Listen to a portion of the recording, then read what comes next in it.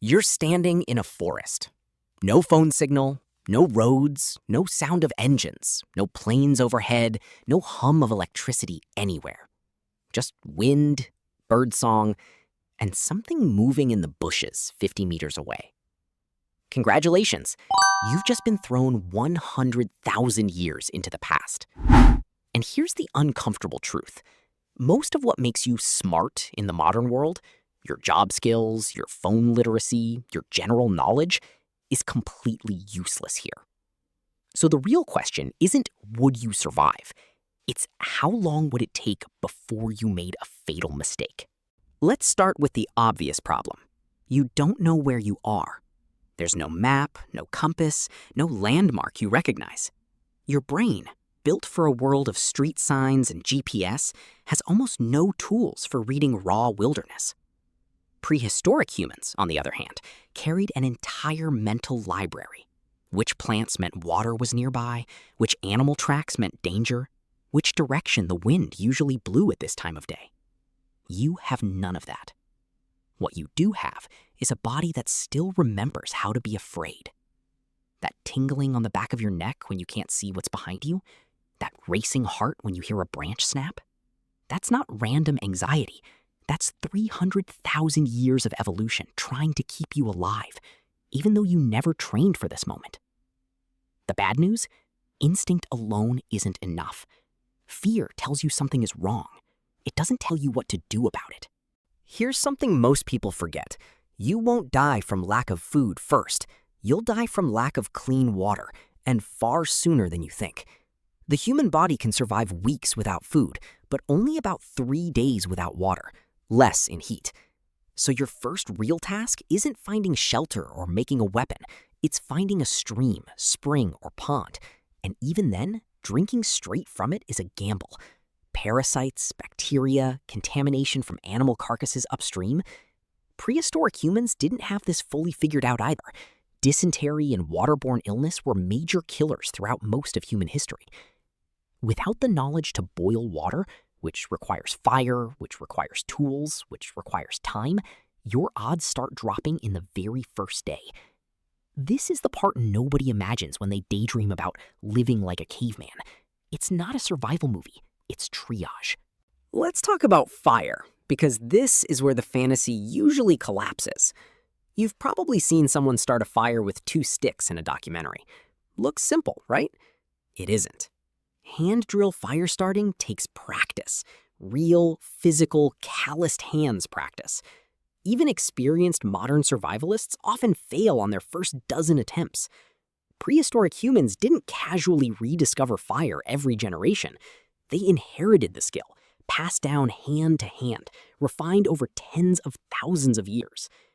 You, dropped into this world with zero training, would likely spend hours failing before producing even a spark, if you produce one at all. And fire isn't a luxury here. It's what keeps predators at a distance overnight. It's what makes food safe to eat. It's what keeps you from freezing once the sun goes down and temperatures drop faster than you'd expect. Without fire, your first night isn't cozy. It's cold, dark, and full of listening. Now, here's a twist most people don't expect. The biggest threat to early humans usually wasn't the dramatic saber-toothed predator from the movies. It was smaller, more patient dangers. Infected wounds, insect-borne disease, venomous bites, and yes, opportunistic predators who specifically target something that looks weak, slow, and alone. And that's exactly what you'd look like. You wouldn't know which plants near you are toxic. You wouldn't recognize warning signs in animal behavior. You wouldn't know how to move quietly, how to read wind direction to avoid being smelled, or how to build shelter that keeps you hidden rather than exposed. Prehistoric humans weren't the strongest or fastest animals in their environment. What kept them alive was knowledge, passed down, tested, and refined over generations. You'd be starting from zero, against animals that had been perfecting survival for millions of years. Okay, best case scenario. You spot smoke in the distance, a group of early humans, actual people. Surely they'd help you, right? Maybe, maybe not. You don't speak their language. You don't know their gestures, their taboos, their social rules.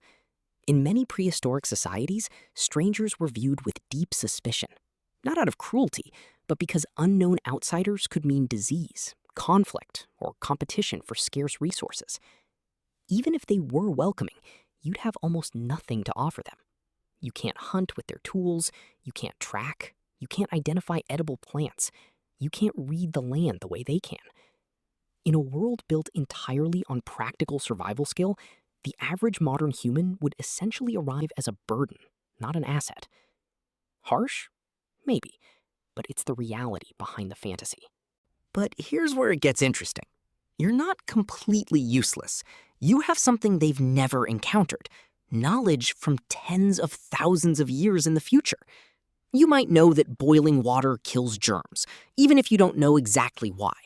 You might understand basic concepts like using bait to trap animals, or recognize that certain wound infections need to be drained. The catch is applying any of this without language, without tools, and without triggering suspicion takes enormous patience. Patience you may not have time for while your body is already struggling with hunger, exhaustion, and exposure. Knowledge only matters if you survive long enough to use it. Here's the part that flips the whole video on its head. Even though you've never lived in this world, your brain has never fully left it. The fear of the dark, the alertness when you're alone outdoors, the instinct to freeze when you hear something unfamiliar. None of that came from modern life. It came from thousands of generations of humans who needed exactly those instincts to stay alive in a world like this one. In other words, dropped into prehistoric times, the most useful thing you'd have isn't your modern knowledge. It's the ancient parts of your brain that modern life never gave you a reason to use. For the first time in your life, those instincts wouldn't be irrational. They'd be exactly right. So, would you survive? Realistically, the first 48 hours would decide everything. Water, warning signs, staying calm enough to think instead of panic. But the deeper point isn't really about survival at all. It's this: the fears you carry every single day, the ones that feel outdated in a world of supermarkets and smartphones, are actually ancient survival tools, leftovers from a version of Earth where every mistake could be the last one you ever made. You weren't built for cubicles and traffic lights. You were built for this. And somewhere, deep in your nervous system, you still remember how.